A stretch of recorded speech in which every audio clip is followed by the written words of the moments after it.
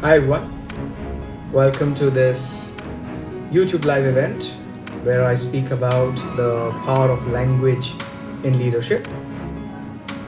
I'm thrilled to have all of you here and exploring a topic that's quite close to my heart. So last week something extraordinary happened. I ended up in a conversation and I walked away from it not feeling good about how the conversation went. And I kept thinking to myself as to why that really happened.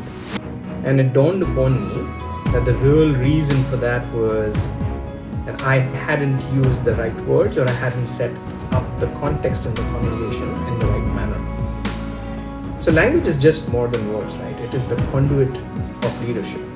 It conveys meaning, it distinguishes between emptiness and substance, and really acts quite like a mirror reflecting our own inherent biases. As we discuss language today, I want all of you to think about this. Language, in my view, is about me first and then you. It's also not just about the two of us, it's also about the relationship that we share with each other. It's also not just about what we say, but the specific words that we use and how we say it matters more, perhaps. Language doesn't just end with us. Language will invite response, and ultimately, at the end of it all, it is those responses that we're looking for, because those responses determine action, those actions that determine success, failure, outcomes that we're really looking for at the end of the use of that language itself. But let's also keep in mind that simple things that we say sometimes as leaders may not sound so simple. In fact, if you listen to the best of the leaders, they have a habit of simplifying simple language as well. And so I'm sure we've all heard of language that says, let's ensure that we streamline operations. Now, what does streamline even mean? And you could look at it in another manner and say that it's not about streamlining operations, but it's about improving the speed at which we produce every unit. And so that then drives better clarity in purpose itself. Language is also about simply setting expectations as well, right? And so we can use simple language to set up expectations. We can say, I expect every team member to meet their deadlines. And you can make it more concrete by specifying in your language what those deadlines are. Language is simple enough to be able to give constructive feedback as well. And so often we will go through these conversations of constructive feedback where we almost feel that there's a need to sugarcoat the feedback that we're giving. And that then becomes the complex language that we start using.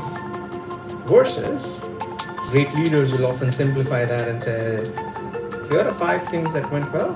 Congratulations, or well done. Here are 2 things where we could have done better, and here's how, or what are your ideas, and just keep it at that. Language is also about empowering, right? Instead of micromanaging team members, it can sometimes benefit to use the words, I want you to make your own decisions.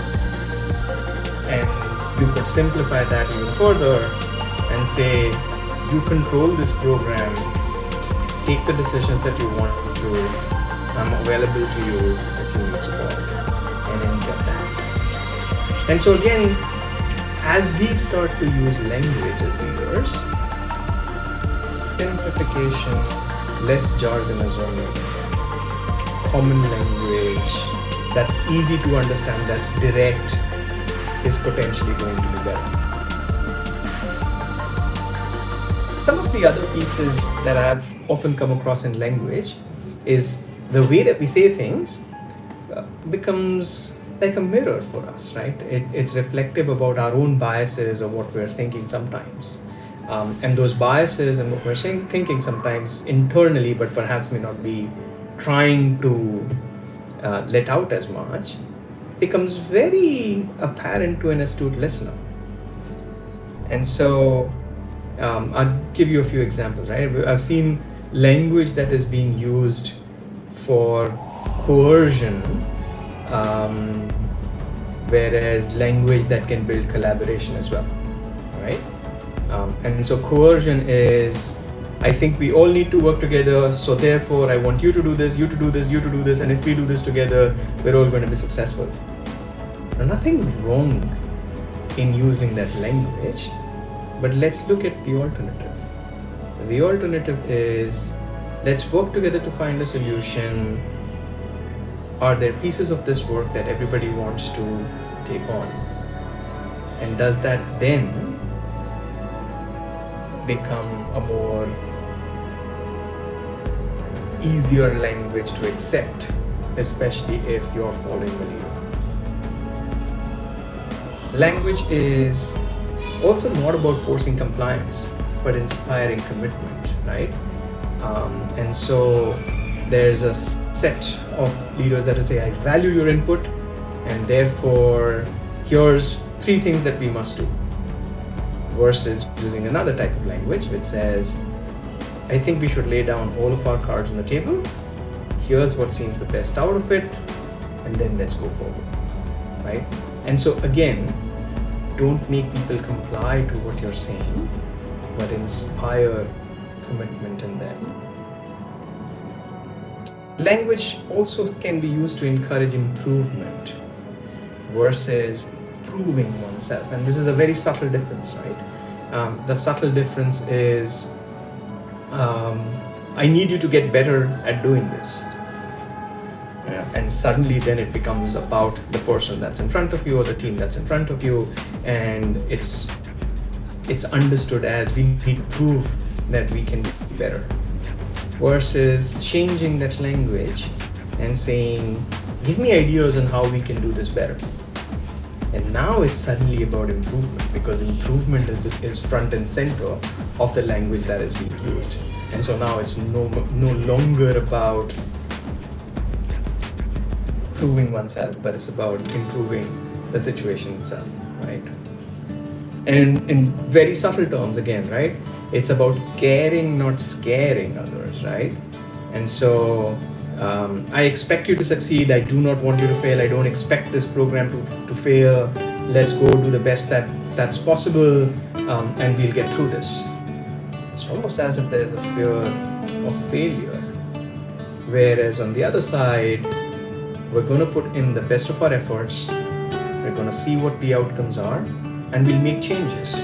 I don't want you to fear failure, but I want you to commit yourself to being successful. And that's different language that is suddenly being used. And so it's about caring for the team. It's about bringing them really together and not scaring them into you better not fail type of situations.